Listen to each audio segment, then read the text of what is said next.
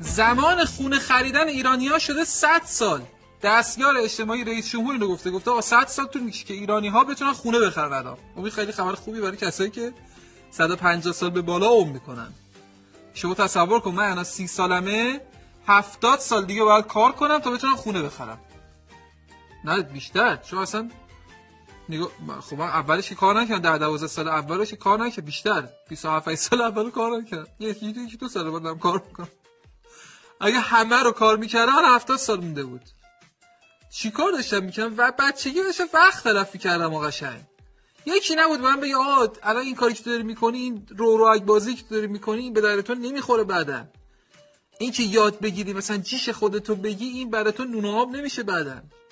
الان من جیش خودم میگم ولی خونه ای ندارم که توش بتونم جیش بگم به چه درم میخوره الان. چه فایده ای داره؟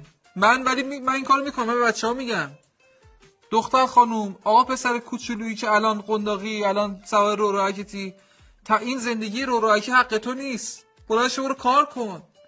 بلند شو برو نون در بیار. هر جوری میتونی نون در بیار.